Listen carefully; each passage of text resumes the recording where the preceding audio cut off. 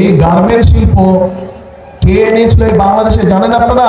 জিয়াউর রহমান। গাজীপুর শিল্প নগরী। গাজীপুর আমি মনে করি শুধু শিল্প নগরী না, এটি হচ্ছে বাংলাদেশের গার্মেন্টসের রাজধানী। গার্মেন্টস নগরী বা গার্মেন্টসের রাজধানী। এখন এই গার্মেন্টসে আমাদের লক্ষ লক্ষ মা বোনেরা কাজ করে, ভাইরাও কাজ করে এখানে। এই গার্মেন্ট শিল্প কে এনেছিল এই বাংলাদেশে জানেন আপনারা? কে এনেছিল বলেন তো?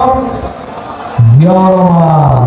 একমাত্র স্মার্ট সিটি বসুন্ধরা, আধুনিকতায় এক ধাপ এগিয়ে। শহীদ রাষ্ট্রপতি জিয়াউর রহমান এই বাংলাদেশে নিয়ে এসেছিলেন। তার ফলে লক্ষ লক্ষ মানুষের কর্মসংস্থানের ব্যবস্থা হয়েছে, মা বোনদের কর্মসংস্থানের ব্যবস্থা হয়েছে। এই যে বিদেশে আমাদের শ্রমিক যায়, সেই শ্রমিক পাঠানোর ব্যবস্থা কে করেছিলেন? সেটাও শহীদ রাষ্ট্রপতি অর্থাৎ বিএনপি সরকারে করেছিল।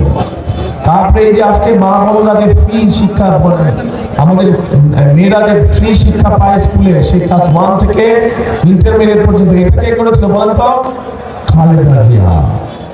কাজেই এখন দেখেন এই তিনটা দিক, একটা জিনিস বোঝাই দিলাম আপনাদের সকলকে, পরিষ্কার হয়ে গেল যে এই দেশের খেটে খাওয়া মানুষের জন্য যদি কোনো দল কাজ করে থাকে, সেটা বিএনপি